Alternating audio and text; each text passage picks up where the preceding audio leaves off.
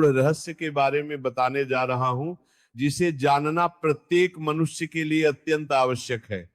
ये कहानी है मृत्यु के बाद के उन 13 दिनों की, जब आत्मा इस लोक और परलोक के बीच संक्रमण काल से गुजरती है।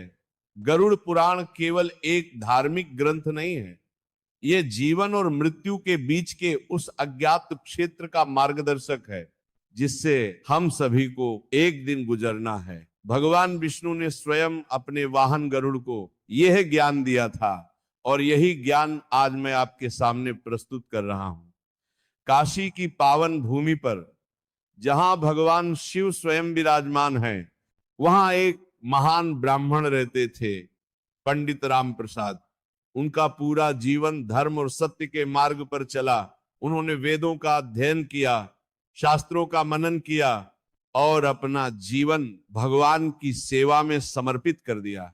उनके पुत्र का नाम था विजय और पौत्र का नाम था अर्जुन। जब पंडित जी के प्राण पखेरु उड़ने का समय आया तो क्या हुआ? एक दिन प्रातःकाल जब सूर्यदेव अभी अभी उदय हो रहे थे, पंडित जी ने अपने परिवार को पास बुलाया। उन्होंने कहा, पुत्र विजय, मेरे जाने का समय आ गया है। तुम धर्म का पालन करना, गरीबों की सेवा करना और सदैव सत्य के मार्ग पर चलना। फिर उन्होंने अपने पोते अर्जुन को आशीर्वाद दिया और भगवान राम का नाम लेते हुए अपने प्राण त्याग दिए। प्राण त्याग आने के बाद प्रथम दिवस में क्या हुआ? अब ध्यान से सुनिए क्या होता है। जब शरीर चिता पर रखा जाता है, विजय ने अपने पिता के शव को गंगा में स्नान कराया।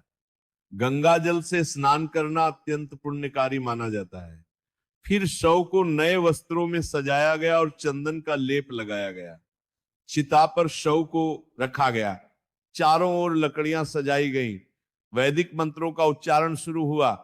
पंडित जी बोल रहे थे, भूर्भुवः स्वः तत्सवितुर्वरेण्यं भर्गो देवस्य धीमहि धियो यो नः प्रचोदयात्। ये गायत्री मंत्र है, जो सभी मंत्रों का राजा माना जाता है। विजय ने अपने हाथों से अग्नि प्रज्वलित की। जैसे ही लपटें उठी, कुछ अद्भुत हुआ।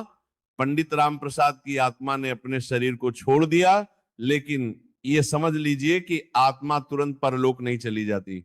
गरुड़ पुराण में स्पष्ट कहा गया है कि आत्मा को पृथ्वी पर 13 दिन रहना होता है।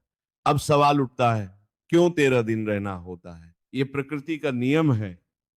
जैसे एक बच्चा मां के गर्भ में 9 महीने रहता है, वैसे ही आत्मा को नया सूक्ष्म शरीर प्राप्त करने में 13 दिन लगते हैं। प्रत्येक दिन एक अंग का निर्माण होता है। पहले दिन जब विजय ने पिंडदान किया तो आत्मा को सिर प्राप्त हुआ। आप सोच रहे होंगे पिंडदान क्या है? देखिए, चावल, जौ, तिल और दूध से एक गोला बनाया जाता है, जिसे पिंड कहते हैं। बदल डालो अपनी सुबह और शाम की ये 7 आदतें। नंबर 1 का भोजन बनता है।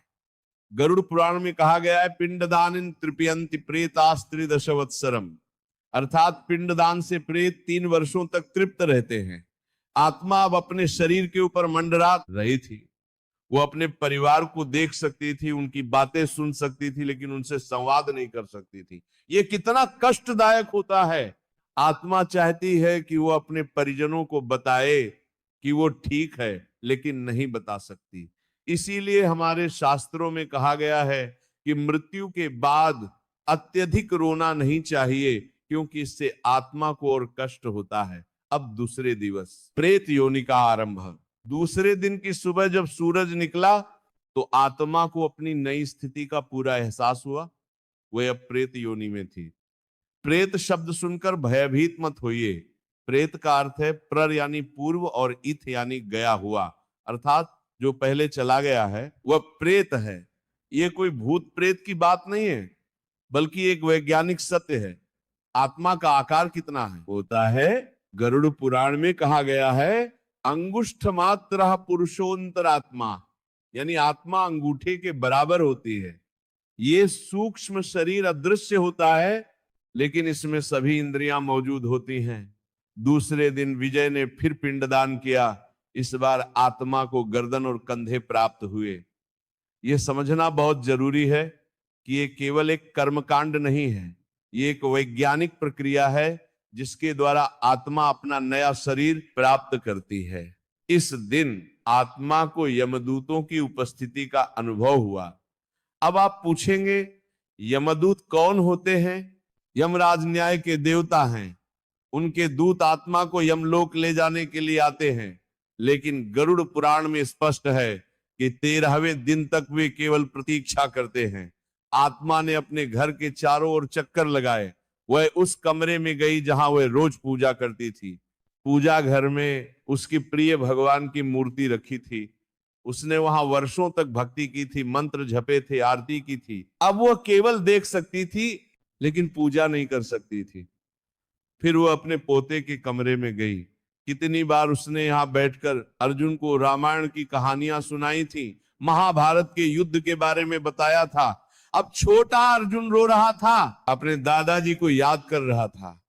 आत्मा का मन व्याकुल हो गया, लेकिन वो कुछ नहीं कर सकती थी। तीसरा दिन आया। यह दिन बहुत महत्वपूर्ण है।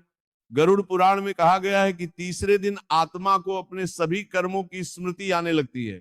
ये ठीक वैसे ही है जैसे परीक्षा के समय हमें सब कुछ याद आ जाता है। आत्मा के सामने उसके पूरे जीवन के कर्म प्रकट होने लगे। चित्रगुप्त जो यमराज के लेखक हैं, उन्होंने प्रत्येक कर्म का हिसाब रखा हुआ था।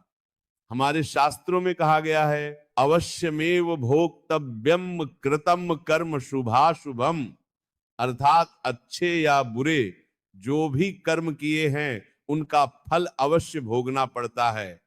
एक बार उसने एक गरीब ब्राह्मण को भोजन कराया था। वह दृश्य उसके सामने आया। उस ब्राह्मण के चेहरे पर जो प्रसन्नता थी वह पुण्य बनकर आत्मा के साथ थी। फिर एक और घटना याद आई। एक बार क्रोध में उसने किसी को कठोर शब्द कह दिए थे।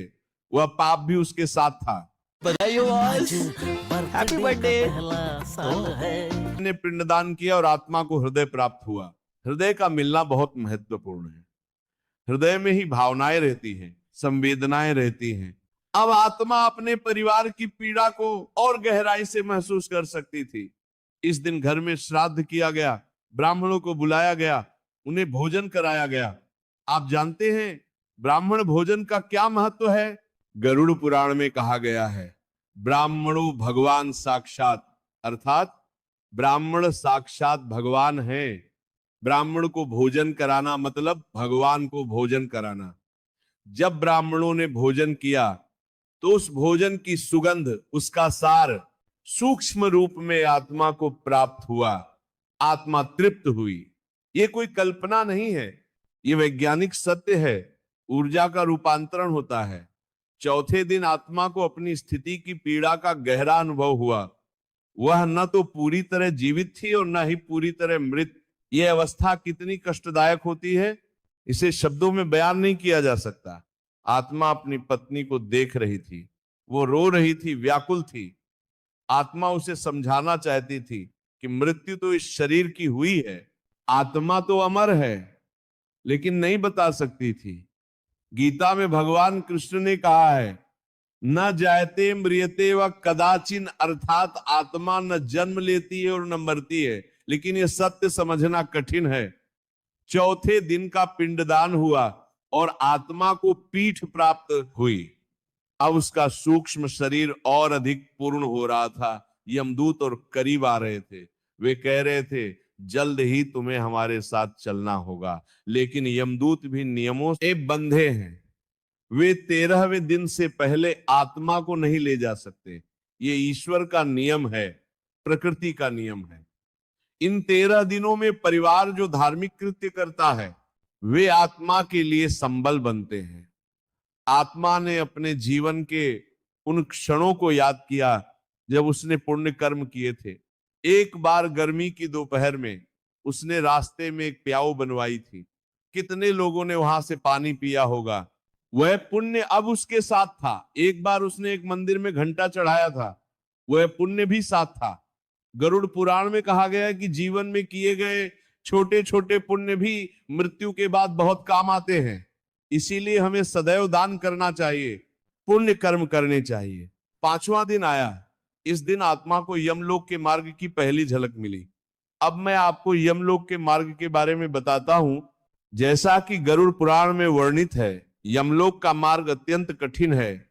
उसमें 86,000 योजन की दूरी है। 1 योजन लगभग 13 किलोमीटर के बराबर होता है। कल्पना कीजिए कितनी लंबी यात्रा है। इस मार्ग में अत्यधिक गर्मी है, कभी अत्यधिक ठंड, कहीं कांटों का जंगल है तो कहीं आग की लपटें हैं। लेकिन ध्यान रखिए, ये मार्ग केवल पापी आत्माओं के लिए कठिन होता है। जिन्होंने जीवन में पुण्य किए हैं उनके लिए ये मार्ग सरल हो जाता है। जहां पापी को आग दिखती है वहां पुण्य आत्मा को शीतल छाया मिलती है। 5वें दिन का पिंडदान हुआ और आत्मा को नाभि प्राप्त हुई। नाभि का महत्व बहुत है। हमारे शरीर में 72,000 नाड़ियां हैं और सभी नाभि से जुड़ी हैं। नाभि ऊर्जा का केंद्र है। इस दिन घर में विशेष हवन किया गया। अग्नि में घी, तिल, चावल की आहुतियां दी गई। हर आहुति के साथ मंत्र बोला गया, स्वाहा। जानते हैं स्वाहा का अर्थ क्या है? स्व प्लस आहा, यानी अपना आहार। हम अग्नि को अपना आहार अर्पित कर रहे हैं और वह ऊर्जा आत्मा तक पहुंच रही है। आत्मा ने देखा कि उसके पोते अर्जुन ने उसकी तस्वीर के सामने एक दीपक जलाया। बच्चे का प्रेम कितना निर्मल होता है, उसमें कोई स्वार्थ नहीं, केवल श्रद्धा है। यह श्रद्धा ही आत्मा के लिए सबसे बड़ी ताकत बन रही थी। 6ठे दिन कुछ विशेष हुआ। आत्मा के सामने उसके पूरे जीवन की स्मृतियां एक साथ आने लगी। बचपन से लेकर मृत्यु तक सभी घटनाएं, सभी अनुभव। आत्मा ने देखा वो छोटा बच्चा है अपनी मां की गोद में, मां उसे दूध पिला रही है, लोरी गा रही है। फिर दृश्य बदला, वो स्कूल जा रहा है, वेदों का अध्ययन कर रहा है, गुरुजी उसे मंत्र सिखा रहे हैं। फिर युवावस्था के दृश्य आए, विवाह का मंडप सजा हुआ है, अग्नि के सामने 7 फेरे ले रहा है, पत्नी साथ है। कितना सुंदर था वह समय। फिर गृहस्थ जीवन शुरू हुआ, बच्चों का जन्म हुआ, उन्हें पालना, उनकी शिक्षा, उनका विवाह, सब कुछ याद आ रहा था। 6ठे दिन का पिंडदान हुआ और आत्मा को कमर प्राप्त हुई। अब आत्मा का शरीर आधे से अधिक पूर्ण हो चुका था। गरुड़ पुराण में कहा गया है कि 6ठे दिन तक आत्मा अपने पिछले जीवन से काफी हद तक मुक्त हो जाती है। इस दिन आत्मा ने अपने उन सभी कर्मों को देखा जो उसने जीवन भर किए थे। अच्छे कर्म सफेद प्रकाश के रूप में दिख रहे थे, बुरे कर्म काली छाया के रूप में। गरुड़ पुराण में यह स्पष्ट कहा गया है, शुभाशुभ फलम कर्म, हर कर्म का फल मिलता है। 7वां दिन ये 13 दिनों का मध्य बिंदु था। ये दिन अत्यंत महत्वपूर्ण है। इस दिन आत्मा में एक बड़ा परिवर्तन होता है, वह भौतिक संसार से पूरी तरह अलग हो जाती है। 7वें दिन विजय ने विशेष रूप से बड़ा श्राद्ध किया। कई ब्राह्मणों को बुलाया गया, उन्हें सत्तू, फल, मिठाई और पूर्ण भोजन कराया गया। दान में वस्त्र, जूते, छाता और अन्य आवश्यक वस्तुएं दी गई। पिंडदान से आत्मा को जांघें प्राप्त हुई। अब आत्मा अपने सूक्ष्म शरीर में खड़ी हो सकती थी। ये एक महत्वपूर्ण पड़ाव था। गरुड़ पुराण में 7वें दिन के बारे में विशेष उल्लेख है। कहा गया है कि इस दिन आत्मा को यह समझ आ जाता है कि उसे अब आगे बढ़ना है, पीछे मुड़कर देखने से कोई लाभ नहीं है। इस दिन आत्मा ने अपने जीवन के सभी रिश्तों का मूल्यांकन किया। पत्नी के साथ बिताए वर्ष, बच्चों का पालन पोषण, मित्रों के साथ समय, सब कुछ अब अतीत बन गया था। लेकिन इन रिश्तों से जो प्रेम, सेवा और त्याग सीखा था वह आत्मा के साथ था। गरुड़ पुराण में एक सुंदर श्लोक है, धर्मादन्यत्र की रक्षेत धर्मो रक्षति रक्षितः, अर्थात धर्म के अलावा और क्या बचाएगा। जिसने धर्म की रक्षा की, धर्म उसकी रक्षा करता है। 8वां दिन आया। इस दिन आत्मा को सबसे कठिन परीक्षा से गुजरना पड़ा, धैर्य की परीक्षा। यमदूत बार बार कह रहे थे, चलो अब चलने का समय हो गया, लेकिन नियम तो नियम है, 13 दिन पूरे होने चाहिए। 8वें दिन का पिंडदान हुआ और आत्मा को घुटने प्राप्त हुए। अब वह चल सकती थी, दौड़ सकती थी। उसका सूक्ष्म शरीर लगभग पूर्ण हो चुका था। इस दिन आत्मा ने देखा कि परिवार में कुछ मतभेद हो रहे हैं। संपत्ति का बंटवारा, जमीन जायदाद के कागज, ये सब चर्चा में थे। आत्मा को बहुत दुख हुआ। वह चाहती थी कि परिवार को समझाए कि ये सब नश्वर है, आज है कल नहीं, लेकिन नहीं बता सकती थी। गरुड़ पुराण में इस बारे में एक महत्वपूर्ण बात कही गई है। जब मनुष्य जीवित रहता है तब परिवार उसका सम्मान करता है, प्रेम करता है, लेकिन मृत्यु के बाद वही परिवार संपत्ति के बंटवारे में लग जाता है। ये कटु सत्य है, लेकिन यही जीवन है। इस दिन विजय ने एक कार्य किया जो बहुत पुण्यदायक था। उसने अपने पिता के नाम पर एक कुआं खुदवाना शुरू किया। पानी का दान सबसे बड़ा दान माना जाता है। गर्मी में जब कोई प्यासा उस कुएं से पानी पिएगा तो वह पुण्य पंडित राम प्रसाद की आत्मा को मिलेगा। 9वें दिन आत्मा को एक गहरी आध्यात्मिक जागृति हुई। वह अब पूरी तरह समझ गई थी कि जीवन और मृत्यु एक ही सिक्के के दो पहलू हैं। न तो जीवन स्थायी है, न मृत्यु अंत है। ये एक निरंतर चक्र है। 9वें दिन का पिंडदान हुआ और आत्मा को पिंडलियां प्राप्त हुई। अब वो पूरी तरह चल फिर सकती थी। उसका सूक्ष्म शरीर मजबूत हो गया था। इस दिन घर में गीता का पाठ हुआ। पंडित जी गीता के श्लोक पढ़ रहे थे। Great choices for the great you. Open your free DMAT account with Angel One. देहीन अर्थात जैसे मनुष्य पुराने वस्त्रों को त्याग कर नए वस्त्र धारण करता है, वैसे ही आत्मा पुराने शरीर को त्याग कर नया शरीर धारण करती है। कितना सुंदर उदाहरण है। आत्मा को अब समझ आ गया था कि ये शरीर तो केवल एक माध्यम था, एक साधन था। असली तो वह है जो इस शरीर में निवास कर रही थी। गरुड़ पुराण में आत्मा के बारे में कहा गया है, न हन्यते हन्यमाने शरीरे, शरीर के नष्ट होने पर आत्मा नष्ट नहीं होती। आत्मा अमर है, अजर है, अविनाशी है। 10वां दिन आया। अब केवल 3 दिन शेष थे। यमदूतों ने यात्रा की तैयारियां शुरू कर दी। वे आत्मा को बता रहे थे कि यमलोक में क्या होगा, कैसे यमराज के दरबार में पहुंचना है। 10वें दिन का पिंडदान हुआ और आत्मा को पैर प्राप्त हुए। अब उसका पूरा शरीर लगभग पूर्ण हो चुका था, केवल छोटे छोटे अंग शेष थे। इस दिन विजय ने विशेष दान किए, गरीबों को भोजन कराया, वस्त्र दिए, जूते दिए, एक अंधे व्यक्ति को छड़ी दी, एक विकलांग को व्हील चेयर दिलवाई। ये सभी दान पिता के नाम पर किए गए। गरुड़ पुराण में कहा गया है कि मृतक के नाम पर किया गया दान सीधे आत्मा को प्राप्त होता है। ये कोई अंधविश्वास नहीं है, ये ऊर्जा का हस्तांतरण है, कर्मों का संचरण है। आत्मा ने अपने परिवार के प्रति गहरी कृतज्ञता महसूस की। वे सही विधि से सब कुछ कर रहे थे, धर्म का पालन कर रहे थे। उनकी ये श्रद्धा, ये भक्ति आत्मा के लिए बहुत महत्वपूर्ण थी।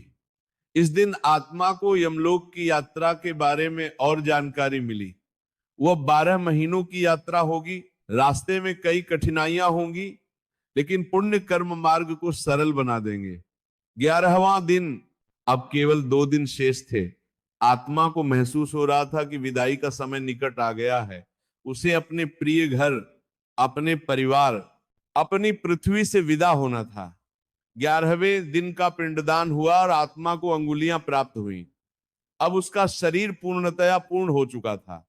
सभी अंग, सभी इंद्रियां, सब कुछ मौजूद था। इस दिन एकादशी का व्रत था। पूरे परिवार ने व्रत रखा। भगवान विष्णु की पूजा की गई, तुलसी की माला चढ़ाई गई, शंख बजाया गया, आरती की गई। गरुड़ पुराण में भगवान विष्णु को सर्वोच्च देवता माना गया है। उनकी पूजा से आत्मा को मोक्ष प्राप्त होता है। विष्णु भगवान पालनहार हैं, रक्षक हैं। वे हर जीव की रक्षा करते हैं। आत्मा ने अपने जीवन के अंतिम क्षणों को याद किया। जब वो मृत्यु शैया पर थे, तब उन्होंने राम नाम लिया था। गरुड़ पुराण में कहा गया है कि मृत्यु के समय भगवान का नाम लेना सबसे बड़ा पुण्य है। इस दिन आत्मा ने महसूस किया कि उसे अब पृथ्वी लोक से कोई मोह नहीं रह गया था। न संपत्ति की चिंता थी, न रिश्तों का मोह। वह मुक्त हो चुकी थी। यह मुक्ति ही असली मुक्ति है। 12वां दिन, कल 13वीं है। कल महाप्रस्थान होगा। आत्मा को अंतिम तैयारी करनी थी। यमदूत अब बहुत करीब आ चुके थे। उन्होंने कहा, कल तुम्हें हमारे साथ यमलोक को जाना होगा, तैयार रहना। 12वें दिन का पिंडदान हुआ और आत्मा को नाखून प्राप्त हुए। ये अंतिम अंग था। अब आत्मा का सूक्ष्म शरीर पूर्णतया संपूर्ण हो चुका था। सिर से लेकर पैर का सभी अंग, सभी इंद्रियों।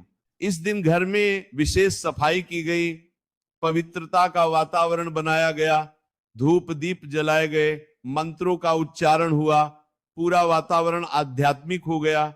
ब्राह्मणों को विशेष भोजन कराया गया, उन्हें दक्षिणा दी गई, वस्त्र दिए गए, यज्ञोपवीत दिया गया। ये सभी चीजें अत्यंत पवित्र मानी जाती हैं। गरुड़ पुराण में 12वें दिन के दान का विशेष महत्व बताया गया है। ये दान आत्मा के लिए अंतिम संबल बनता है।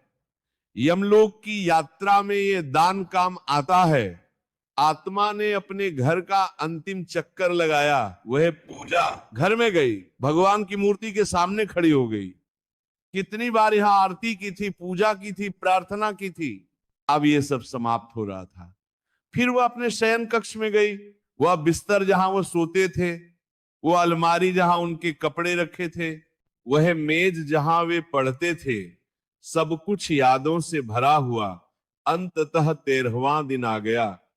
ये वह दिन था जिसका आत्मा इंतजार कर रही थी। महाप्रस्थान का दिन, यमलोक की यात्रा का दिन। सुबह से ही घर में विशेष कर्मकांड शुरू हो गए। 13वीं के संस्कार अत्यंत महत्वपूर्ण होते हैं। विजय ने पहले स्नान किया, फिर पूजा घर में जाकर भगवान से प्रार्थना की। 13वें दिन का पिंडदान किया गया। इस पिंडदान से आत्मा को त्वचा और रोम प्राप्त हुए। अब आत्मा का शरीर पूर्णतया संपूर्णतया तैयार हो चुका था। फिर सपिंडीकरण संस्कार हुआ। ये अत्यंत महत्वपूर्ण संस्कार है।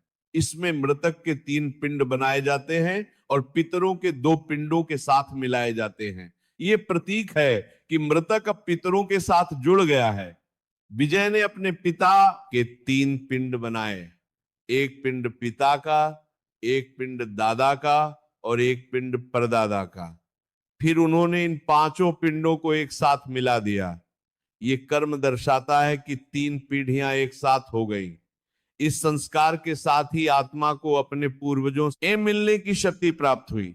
वो अब अकेली नहीं थी, उसके साथ उसके पिता थे, दादा थे, परदादा थे। फिर गाय का दान किया गया। गरुड़ पुराण में वैतरणी नदी का उल्लेख है। यह नदी यमलोक के मार्ग में आती है। इस नदी को पार करना अत्यंत कठिन है। यह रक्त, मवाद और विष्ठा से भरी हुई है। इसमें भयानक जीव रहते हैं। लेकिन जिसने गाय का दान किया है, उसके लिए यह नदी सरल हो जाती है। गाय उसे अपनी पूंछ पकड़ा देती है और आसानी से पार करा देती है। ये कोई कल्पना नहीं है, यह हमारे शास्त्रों का ज्ञान है। ब्राह्मणों को भोजन कराया गया। ये भोजन विशेष रूप से तैयार किया गया था। शुद्ध घी, शुद्ध दूध, शुद्ध अनाज से बना भोजन। तेरा ब्राह्मणों को भोजन कराया गया। एक एक ब्राह्मण प्रत्येक दिन के लिए दोपहर का समय हुआ, यमदूत आत्मा के पास आए। उन्होंने कहा, अब समय आ गया है, तुम्हारे परिवार ने सभी आवश्यक कर्म कांड पूर्ण कर दिए हैं। तुम्हारा सूक्ष्म शरीर तैयार हो चुका है, अब चलना होगा। आत्मा ने अंतिम बार अपने परिवार को देखा। विजय, उसकी पत्नी, छोटा अर्जुन और अन्य सभी परिजन सभी एक साथ बैठे थे। वे प्रार्थना कर रहे थे, मंत्र जप रहे थे। आत्मा ने मन ही मन उन सबको आशीर्वाद दिया। फिर यात्रा शुरू हुई। यमदूतों के साथ आत्मा ने पृथ्वी लोक से विदा ली। ये यात्रा लंबी थी, कठिन थी, लेकिन आत्मा निर्भय थी। गरुड़ पुराण में यमलोक के मार्ग का विस्तृत वर्णन है। रास्ते में 16 नरक हैं। तामिश्र, अंधतामिश्र, रौरव, महारौरव, कुंभीपाक, कालसूत्र, असिपत्र, वन, शुक्रमुख, अंधकूप, कृमिभोजन, संदंश, तप्त सूर्मी, वज्रकंटक शालमली, वैतरणी, पुयोद, और प्राणरोध। लेकिन आत्मा को इन नरकों में नहीं जाना पड़ा, क्योंकि उसने जीवन में पाप नहीं किए थे। जहां जहां उसने पुण्य किए थे वहां वहां उसे सुविधा मिल रही थी। रास्ते में जहां अत्यधिक गर्मी थी वहां उसने पाया कि छाया है। ये उस दान का फल था जो उसने जीवन में किया था, वृक्षारोपण का दान। जहां प्यास लग रही थी वहां जल मिल गया। ये उस प्याऊ का फल था जो उसने बनवाई थी। जहां कांटे थे वहां रास्ता साफ मिला थे। उनके दाहिनी ओर चित्रगुप्त बैठे थे, जिनके हाथ में एक विशाल पुस्तक थी, कर्मों की पुस्तक। चित्रगुप्त ने पुस्तक खोली। उसमें पंडित राम प्रसाद के जीवन के सभी कर्म लिखे हुए थे। छोटे से छोटा कर्म, बड़े से बड़ा कर्म, सब कुछ दर्ज था। चित्रगुप्त ने पढ़ना शुरू किया। इस आत्मा ने अपने जीवन में 1000 बार दान किया, 500 बार मंदिर में पूजा की, 200 गरीबों को भोजन कराया, 50 अनाथों की मदद की, 10 कुएं खुदवाए, 5 मंदिर बनवाए, 100 वृक्ष लगाए। फिर पाप कर्मों की गणना हुई। 3 बार झूठ बोला, 2 बार किसी को कठोर शब्द कहे, 1 बार क्रोध में किसी को दुख पहुंचाया। यमराज ने दोनों पलड़ों को तौला। पुण्य कर्मों का पलड़ा बहुत भारी था, पाप कर्म नगण्य थे। यमराज ने आत्मा से कहा, हे आत्मा, तुमने अपने जीवन में धर्म का पालन किया है, तुमने सत्य का मार्ग अपनाया है, तुमने दान किए हैं, पुण्य किए हैं, भगवान की भक्ति की है। तुम्हारे पुत्र ने भी सही विधि से तुम्हारा श्राद्ध किया है, 13वीं के सभी कर्म कांड पूर्ण किए हैं। इसलिए यमराज ने आगे कहा, तुम पितृलोक में जाओगे, वहां तुम अपने पूर्वजों के साथ सुख से रहोगे। तुम्हारे पुण्य कर्मों के फल तुम वहां भोगोगे। जब तुम्हारे पुण्य समाप्त हो जाएंगे तब तुम पुनः पृथ्वी पर जन्म लोगे। तुम्हारा अगला जन्म एक धार्मिक परिवार में होगा। आत्मा को पितृलोक भेजा गया। वहां पहुंचकर उसने अपने पिता को, दंद्र को देखा, दादा को देखा, परदादा को देखा। सभी ने उसका स्वागत किया। आओ बेटा, आओ, तुमने अपना जीवन अच्छे से जिया, धर्म का पालन किया, अब यहां हमारे साथ रहो। पितृलोक एक सुंदर स्थान है, वहां कोई दुख नहीं है, कोई पीड़ा नहीं है, केवल शांति है, सुख है। आत्मा वहां अपने क्या सिखाता है? वह सिखाता है कि जीवन नश्वर है लेकिन आत्मा अमर है। शरीर तो केवल एक वस्त्र है जिसे आत्मा पहनती है और उतार देती है। असली हम तो वो चेतना है जो इस शरीर में निवास करती है। गरुड़ पुराण ये भी सिखाता है कि हमारे कर्म ही हमारे साथ जाते हैं, न धन, न संपत्ति, न रिश्ते, केवल कर्म। इसीलिए जीवन में पुण्य कर्म करने चाहिए, दान करना चाहिए, धर्म का पालन करना चाहिए। 13 दिनों का यह काल बहुत महत्वपूर्ण है। इस दौरान परिवार द्वारा किए गए श्राद्ध, पिंडदान और दान आत्मा के लिए बहुत महत्वपूर्ण होते हैं। ये कर्म आत्मा की यात्रा को सरल बनाते हैं, उसे शक्ति प्रदान करते हैं। प्रत्येक दिन का पिंडदान आत्मा के सूक्ष्म शरीर का एक अंग बनाता है। ये केवल एक परंपरा नहीं है, बल्कि एक वैज्ञानिक प्रक्रिया है। आत्मा को नए शरीर में यात्रा करनी होती है और ये शरीर इन्हीं 13 दिनों में बनता है। मृत्यु से भयभीत होने की आवश्यकता नहीं है। यदि हमने जीवन में सही कर्म किए हैं, धर्म का पालन किया है, तो मृत्यु के बाद की यात्रा सरल होगी। हमें किसी नरक में नहीं जाना पड़ेगा, हम सीधे पितृलोक जाएंगे। लेकिन यदि हमने पाप किए हैं, अधर्म किया है, तो यात्रा कठिन होगी। हमें नरकों से गुजरना पड़ेगा, कष्ट सहने पड़ेंगे। इसीलिए जीवन में सावधान रहना चाहिए, हर कर्म सोच समझकर करना चाहिए। गरुड़ पुराण में एक बहुत सुंदर बात कही गई है, अहिंसा परमो धर्मः। अहिंसा सबसे बड़ा धर्म है।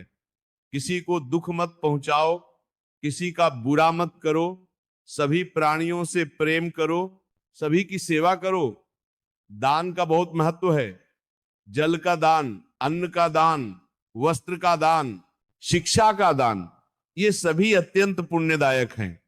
गाय का दान तो सबसे बड़ा दान माना जाता है। गरुड़ पुराण में कहा गया है कि गाय के दान से सभी पाप नष्ट हो जाते हैं। भगवान की भक्ति भी अत्यंत महत्वपूर्ण है। प्रतिदिन पूजा करनी चाहिए, भगवान का नाम लेना चाहिए। मृत्यु के समय जो भगवान का नाम लेता है वह सीधे स्वर्ग जाता है।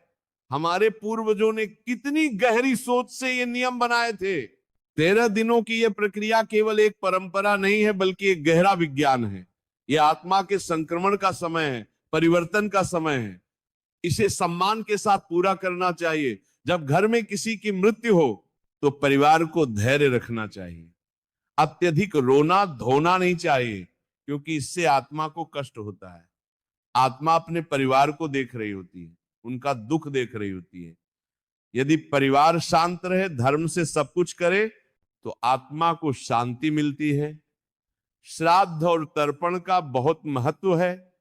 केवल 13 दिनों में नहीं, बल्कि पूरे जीवन भर अपने पूर्वजों का तर्पण करना चाहिए। प्रत्येक अमावस्या को पितरों का श्राद्ध करना चाहिए। पितृ पक्ष में विशेष रूप से श्राद्ध करना चाहिए। गरुड़ पुराण में यह भी कहा गया है कि पितरों की प्रसन्नता से घर में सुख समृद्धि आती है। यदि पितर प्रसन्न हैं तो वे अपने वंशजों की रक्षा करते हैं, उन्हें आशीर्वाद देते हैं। लेकिन यदि पितर नाराज हैं तो घर में समस्याएं आती हैं। मोक्ष की प्राप्ति ही जीवन का अंतिम लक्ष्य है। जन्म मृत्यु के इस चक्र से मुक्त होना ही मोक्ष है। जब हम सभी कर्मों से मुक्त हो जाते हैं, जब हम निर्लिप्त हो जाते हैं, तब हम परम ब्रह्म में विलीन हो जाते हैं। यही मोक्ष है, यही मुक्ति है। गरुड़ पुराण में मोक्ष के 4 मार्ग बताए गए हैं: कर्मयोग, भक्ति योग, ज्ञान योग और राजयोग। प्रत्येक मनुष्य अपनी प्रकृति के अनुसार किसी भी मार्ग को चुन सकता है। सभी मार्ग एक ही गंतव्य की ओर ले जाते हैं।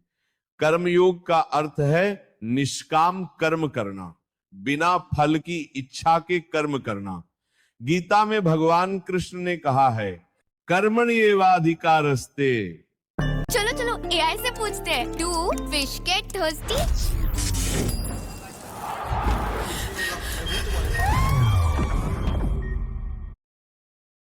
फलेषु कदाचन।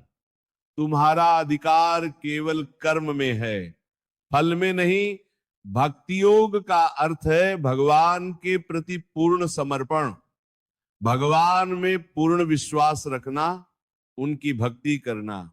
जैसे गोपियों ने कृष्ण की भक्ति की, मीरा ने की, तुलसीदास ने की, यही भक्ति योग है।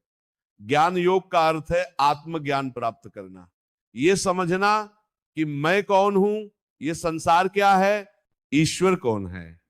शंकराचार्य जी ने ज्ञान योग का मार्ग अपनाया था। राजयोग का अर्थ है मन और इंद्रियों पर नियंत्रण, ध्यान और समाधि के माध्यम से मोक्ष प्राप्त करना। पतंजलि के योग सूत्र इसी राजयोग पर आधारित है। प्रिय श्रोताओं, जीवन का उद्देश्य केवल धन कमाना, संपत्ति जोड़ना नहीं है। जीवन का उद्देश्य आत्मा को शुद्ध करना है, मोक्ष प्राप्त करना है। हम सब इस पृथ्वी पर एक निश्चित समय के लिए आए हैं। यह समय हमें सार्थक तरीके से बिताना चाहिए। प्रत्येक दिन इस तरह जीना चाहिए जैसे यह हमारा अंतिम दिन हो। हमें नहीं पता कब हमारा समय आ जाए। इसीलिए जितना हो सके पुण्य कर्म करने चाहिए, दान करना चाहिए, भगवान की भक्ति करनी चाहिए। गरुड़ पुराण में एक सुंदर श्लोक है जो मैं आपको सुनाना चाहता हूं। काल पचति भूतानि काल संहरते प्रजा। काल सुप्तेषु जागृति काल। दुर्ति तरम अर्थात काल समय सभी प्राणियों को पचा जाता है। काल ही सबका संहार करता है। काल सोते समय भी जागता रहता है।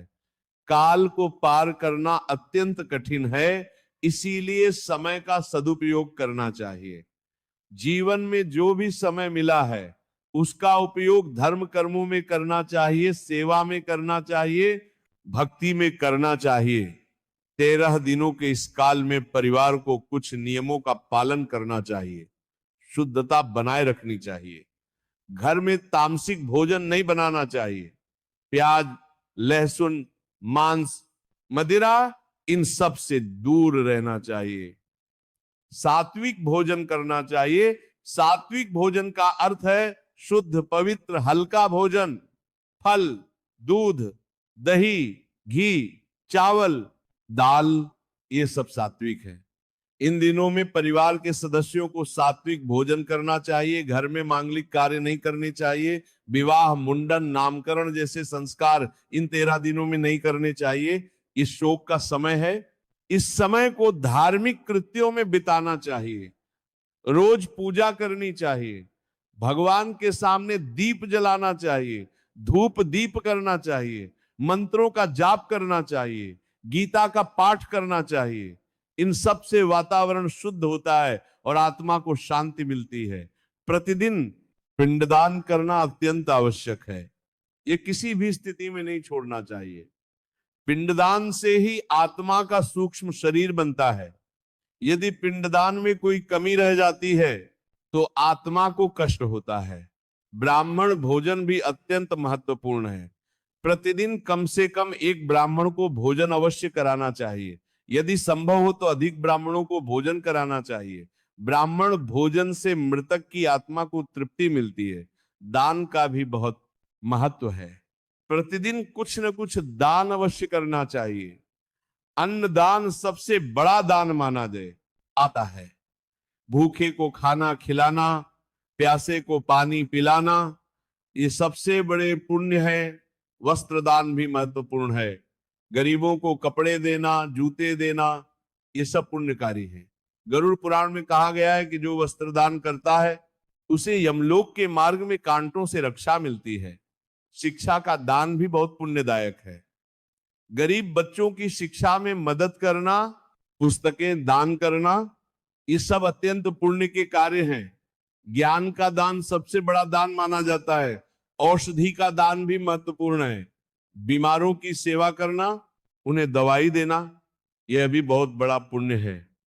गरुड़ पुराण में कहा गया है कि जो रोगियों की सेवा करता है उसे स्वर्ग प्राप्त होता है। 13वें दिन के बाद भी आत्मा के लिए कार्य करते रहना चाहिए। महीने में, 6 महीने में, 1 साल में समय समय पर श्राद्ध करना चाहिए। ये केवल एक परंपरा नहीं है बल्कि आत्मा की शांति के लिए आवश्यक है। पितृ पक्ष में विशेष रूप से अपने पूर्वजों का श्राद्ध करना चाहिए। ये प्रत्येक वर्ष आश्विन मास में आता है।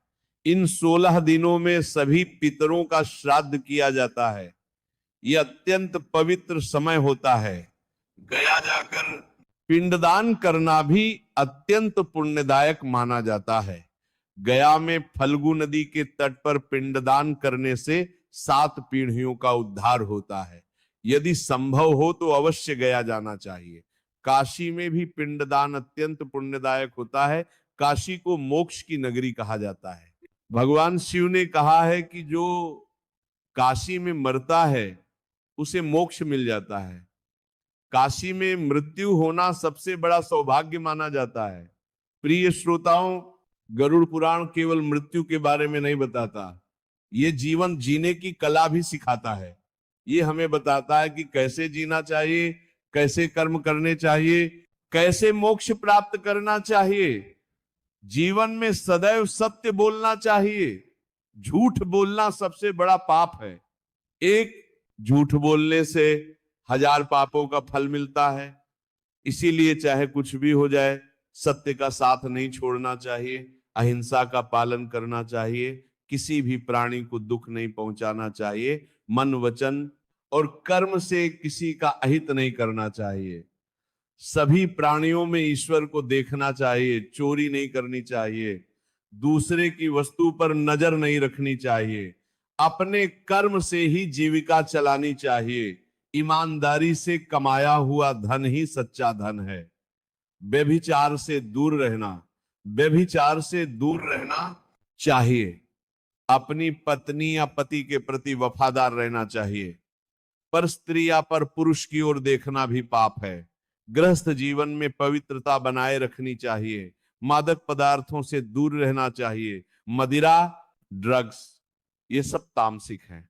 इनसे भारत की करोड़ों आंखों में, भारत के करोड़ों विवेक नष्ट होता है। एक सच्चे साधक को इन सब से दूर रहना चाहिए, क्रोध पर नियंत्रण रखना चाहिए। क्रोध मनुष्य का सबसे बड़ा शत्रु है। क्रोध में मनुष्य अपना विवेक खो देता है। गीता में कहा गया है, क्रोधाद भवति सम्मोह, क्रोध से मोह उत्पन्न होता है। लोभ से बचना चाहिए। अधिक धन की लालसा रखना लोभ है। संतोष करना चाहिए, जो मिला है उसमें संतुष्ट रहना चाहिए। लोभ मनुष्य को कभी शांति नहीं देता। मोह को त्यागना चाहिए। संसार की वस्तुओं से मोह रखना दुख का कारण है। सब कुछ नश्वर है, ये समझना चाहिए। केवल ईश्वर ही स्थायी है, बाकी सब परिवर्तनशील है। अहंकार सबसे बड़ा शत्रु है। मैं बड़ा हूं, मैं श्रेष्ठ हूं, ये भाव अहंकार है। विनम्र रहना चाहिए, सभी के प्रति सम्मान का भाव रखना चाहिए। अहंकार मनुष्य के पतन का कारण बनता है। ईर्ष्या से बचना चाहिए। दूसरों की सफलता देखकर जलना नहीं चाहिए, सभी का भला चाहना चाहिए। ईर्ष्या मनुष्य के दीकारे को जहर से भर देती है। माता पिता की सेवा सबसे बड़ा धर्म है। वे ही हमारे प्रथम गुरु हैं, प्रथम देवता हैं। उनकी सेवा में कोई कमी नहीं रखनी चाहिए। उनके बुढ़ापे में उनका साथ देना चाहिए, गुरु का सम्मान करना चाहिए। गुरु वह है जो हमें ज्ञान देते हैं, मार्ग दिखाते हैं। गुरुर् ब्रह्मा गुरुर् विष्णु गुरुर्देवो महेश्वरा। गुरु ही ब्रह्मा, विष्णु और महेश हैं। बड़ों का आदर करना चाहिए, छोटों से प्रेम करना चाहिए। समाज में सभी के साथ मधुर व्यवहार रखना चाहिए, यही सच्चा धर्म है। पर्यावरण की रक्षा करनी चाहिए, वृक्ष लगाने चाहिए, जल संरक्षण करना चाहिए। प्रकृति हमारी माता है, उसका सम्मान करना चाहिए। प्रकृति के साथ छेड़छाड़ करना पाप है। पशु पक्षियों के प्रति दयालु होना चाहिए, उन्हें भोजन पानी देना चाहिए। गाय को रोटी खिलाना, कुत्ते को खाना देना, पक्षियों को दाना डालना, ये सब पुण्य के कार्य हैं। समाज सेवा करनी चाहिए, गरीबों की मदद करनी चाहिए, अनाथों, विधवाओं, वृद्धों की सेवा करनी चाहिए। यही सच्ची भक्ति है, यही सच्चा धर्म है। प्रिय मित्रों, ये जीवन एक अवसर है। ये अवसर हमें आत्मा को शुद्ध करने के लिए मिला है। इस अवसर का सदुपयोग करना चाहिए। हर दिन, हर क्षण का उपयोग धर्म कर्मों में करना चाहिए। गरुड़ पुराण में भगवान विष्णु ने गरुड़ से कहा था, हे गरुड़, ये मानव जीवन अत्यंत दुर्लभ है। 84 लाख योनियों में भटकने के बाद मनुष्य जन्म मिलता है। इस जन्म में यदि मोक्ष प्राप्त नहीं किया तो फिर कब करेंगे? इसीलिए इस जीवन को व्यर्थ नहीं गंवाना चाहिए। जितना हो सके भगवान की भक्ति करनी चाहिए, उनके नाम का जाप करना चाहिए। राम, कृष्ण, शिव, विष्णु किसी भी रूप में भगवान की उपासना कर सकते हैं। भक्ति की कोई विधि नहीं होती। मन से, श्रद्धा से जो भक्ति की जाती है वही सच्ची भक्ति है। भगवान प्रेम के भूखे हैं, दिखावे के नहीं। एक फूल भी यदि श्रद्धा से चढ़ाया जाए तो भगवान प्रसन्न हो जाते हैं। प्रतिदिन प्रातःकाल स्नान करके पूजा करनी चाहिए। भगवान के सामने दीप जलाना चाहिए, धूप करनी चाहिए। हफ्तात को फूल चढ़ाने चाहिए, प्रसाद चढ़ाना चाहिए, फिर आरती करनी चाहिए और प्रार्थना करनी चाहिए। मंत्र जाप अत्यंत शक्तिशाली है। गायत्री मंत्र, महामृत्युंजय मंत्र, हनुमान चालीसा, इनका नियमित पाठ करना चाहिए। मंत्रों में अद्भुत शक्ति होती है। ध्यान करना भी बहुत महत्वपूर्ण है। प्रतिदिन कुछ समय शांत बैठकर ध्यान करना चाहिए। आंखें बंद करके भगवान का ध्यान करना चाहिए। इससे मन शांत होता है, बुद्धि तेज होती है। अब मैं अपनी बात समाप्त करता हूं। आज मैंने आपको गरुड़ पुराण के अनुसार मृत्यु के बाद के 13 दिनों की यात्रा के बारे में बताया। यह यात्रा प्रत्येक आत्मा को करनी होती है। यह प्रकृति का नियम है, ईश्वर का नियम है। इन 13 दिनों में आत्मा पृथ्वी लोक और परलोक के बीच रहती है। परिवार द्वारा किए गए श्राद्ध, पिंडदान और अन्य धार्मिक कृत्य आत्मा के लिए अत्यंत महत्वपूर्ण होते हैं। ये कर्म आत्मा की यात्रा को सरल बनाते हैं। प्रत्येक दिन के पिंडदान से आत्मा के सूक्ष्म शरीर का एक अंग बनता है। 13वें दिन सपिंडीकरण संस्कार से आत्मा पितरों के साथ जुड़ जाती है। फिर वे यमलोक की यात्रा पर निकलती है। यमलोक में यमराज के दरबार में आत्मा के कर्मों का हिसाब होता है। पुण्य और पाप दोनों को तौला जाता है। फिर आत्मा को उसके कर्मों के अनुसार स्वर्ग, नरक या पितृलोक भेजा जाता है। ये सब जानकर हमें क्या करना चाहिए? हमें जीवन में पुण्य कर्म करने चाहिए, दान करना चाहिए, धर्म का पालन करना चाहिए। जितने अधिक पुण्य कर्म होंगे, मृत्यु के बाद की यात्रा उतनी ही सरल होगी। मृत्यु से डरने की आवश्यकता नहीं है। ये जीवन का एक स्वाभाविक अंग है। जो जन्मा है उसे मरना ही होगा, लेकिन आत्मा अमर है, वो कभी नहीं मरती। केवल शरीर बदलता है, आत्मा स्थिर रहती है। अंत में मैं एक प्रार्थना करता हूं। हे परमपिता परमात्मा, हम सबको सद्बुद्धि दो, हमें धर्म के मार्ग पर चलने की शक्ति दो, हमसे पुण्य कर्म करवाओ, और जब हमारा अंतिम समय आए तो हमें आपके चरणों में स्थान दो। शांति